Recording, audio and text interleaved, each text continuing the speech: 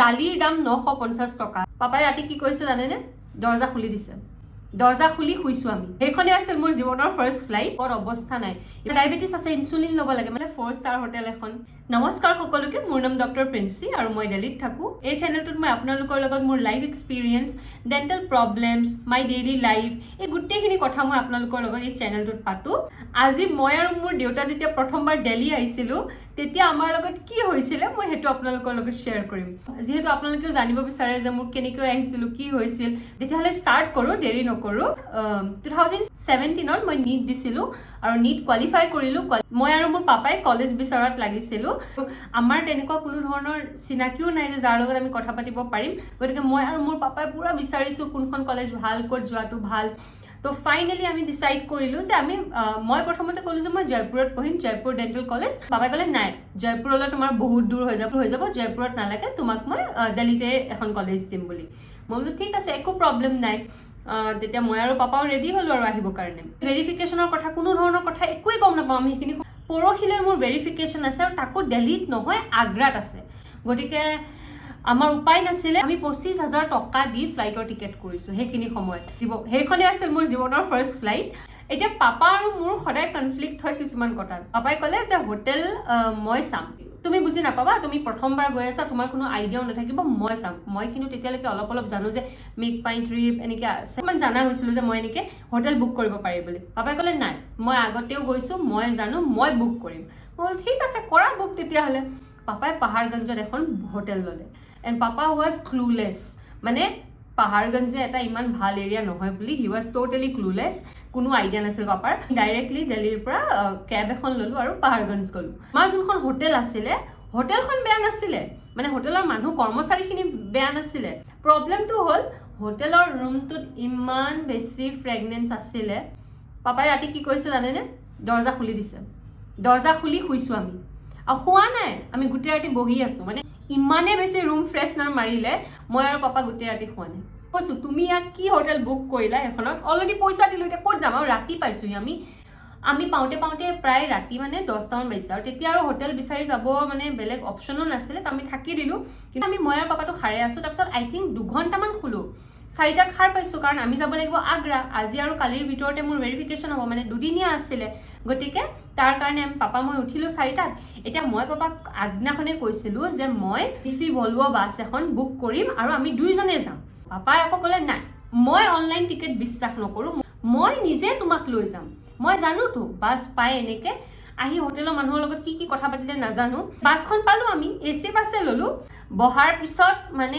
এনেকুৱা স্লো বাছখন private bus হয় এটাতো এচি বাছ ভলভো পইচাও দিছো কিন্তু স্লোলি গৈ আছে লাহে মানে আকৌ ক'বাত পেছেঞ্জাৰ উঠাইছে তেনেকুৱা আৰু সবতছে ডাঙৰ কথাটো এতিয়া শুনক আপোনালোকে ইয়াতে যোনবিলাক বাছ যায় ন এনেকে মানে দিল্লী টু আগ্ৰা 5.5 ঘণ্টামান সময় লাগে গতিকে সেই সময়ছোৱাত তেওঁলোকে মাজত খাবলৈ ৰখায় ভাল ৰেষ্টুৰেণ্ট চাই তাতে নমাই দিয়ে আৰু তাতে মানুহখিনিয়ে খাই কৰি লয় এতিয়া আমাক যোনখনত ৰখাইছে মানে সেইখন কি বুলি কম এই ৱাশৰুমো নাই ৱাশৰুম এটা আছে তাকো দূৰত এনেকুৱা লেতেৰা খাবলৈ একোই নাই লিটাৰেলি একো নাই এই বাদামী বিস্কুট বুলি কৈছে সেই বিস্কিট আছে চাহ আছে ধুলি উৰি আছে তাতে পুৰা একদম ৰুটি বেলি ৰুটি তাকো সবজিও নাই জানেনে ৰুটি আচাৰ আৰু পিয়াজ আমি আগনাখনে মানে ৰাতি পাইছোহি ৰাতি আহি আমি ভাত খালো পাহাৰগঞ্জতে কিন্তু ভাতটো খোৱা ভাল নহল আৰু তাৰ পিছত আমি ৰাতিপুৱা 4টাৰ পৰা একো খোৱা নাই আমাৰ দুইটাই ভোকৰ অৱস্থা নাই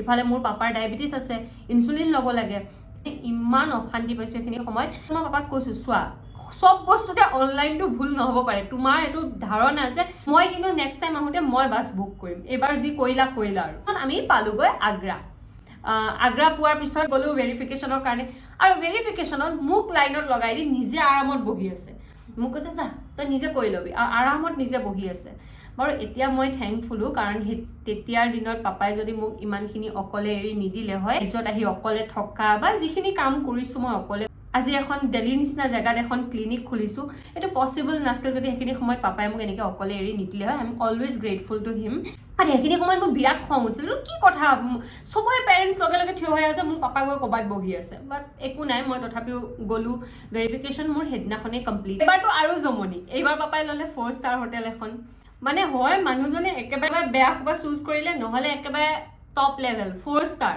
মই প্ৰথমবাৰ জীৱনত ইমান দামী জেগাত গৈছোঁ, মানে খুব ধুনীয়া দেই, হোটেলৰ ৰুমটো খুব ধুনীয়া আছিলে। আৰু তাতে দেখিছোঁ ফ্ৰিজ এটা দেই, এতিয়াৰ কাৰণে একো ডাঙৰ কথা নহয়, তেতিয়া দেখিছোঁ ফ্ৰিজ এটা একদম চকলেট ক'ল্ড ড্ৰিংক চব আছে। মই ভাবিছোঁ ৱাও কিমানবিলাক বস্তু আমাক খাব দিছে। মই পুৰা চব খাইছোঁ, গৈ পাই এনেওতো ভাগৰ লাগিছিলে, পুৰা ফ্ৰিজত যি আছে চব খাইছোঁ। পাপাই মোক একো কোৱা নাই, পাপা নিজৰ কামত ব্যস্ত আছে, ইফালে কিবা নিজৰ কল কৰি মেনেজ কৰি আছে। এতিয়া ৰাতি ভাত খাব যাব লাগে। প্ৰথমতে পাপাই মই অটো এখন লৈ আমি বেলেগ বেলেগ জেগাত খাবলৈ গ'লোঁ। মোৰ আৰু পাপাৰ একচুৱেলি পচন্দই নাহিলে, কাৰণ ভাল আমি একচুৱেলি নতুন জেগা ন, আমি একো চিনি নাপাওঁ। গতিকে আমি যি ওচৰে পাজৰে দেখিছোঁ গৈছোঁ, আমাৰ একো পচন্দ নাহিলে। আৰু তেতিয়া মই নাজানো ৰেষ্টুৰেণ্ট নিয়েৰ মি এইবিলাক মাৰি পেলাই চাব পাৰি ওচৰত ভাল কি ৰেষ্টুৰেণ্ট আছে, মোৰ এইবিলাক একো আইডিয়া নাছিলে।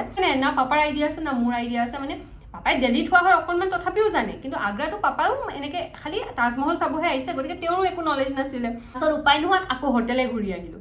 এতিয়া হোটেল ঘূৰি আহি দুইটাই বহুত ভোক লাগিছে মোৰ আৰু পাপাৰ। এতিয়া কি কৰিলোঁ, আমি হোটেলতে দেখিলোঁ তলতে ৰেষ্টুৰেণ্টখন আছে, আমি খাবলৈ গ'লোঁ। আৰু মেনুখন খুলিছোঁ, দালিৰ দাম 950 ৰুপিজ।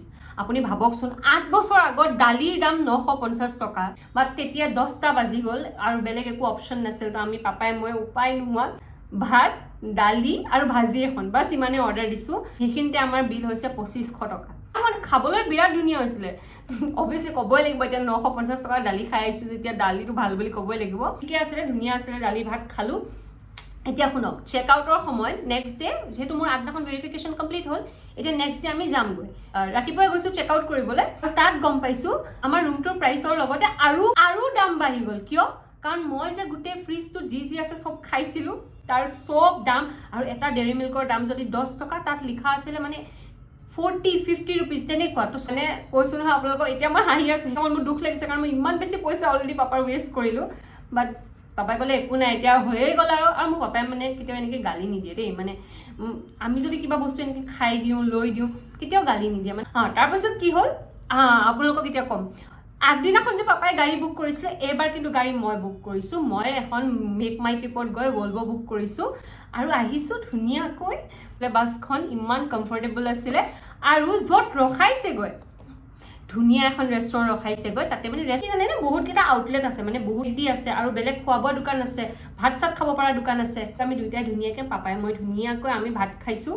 আমি ওলাইছিলোঁ আই থিংক 8টা মানত, আৰু 10:30 11টা মানত ৰখাইছিলোঁ। আমি ধুনীয়াকৈ ভাত পানী খাই তাৰপিছত আমি আকৌ দিল্লী আহিছোঁ। আৰু দিল্লী আহি পাই তাৰপিছত এদিন আমি আছোঁ তাতে, মানে সেইদিনাখন আহিছোঁ ৰাতিটো থাকি, পিছদিনাখন আমাৰ মানে ঘৰলৈ ৰিটাৰ্ণ টিকেট। এইবাৰ হোটেলো মই কৰিছোঁ, মই কাৰণ জানো পাপাই যদি কৰে আকৌ কিবা এটা ব্লাণ্ডাৰ কৰিব।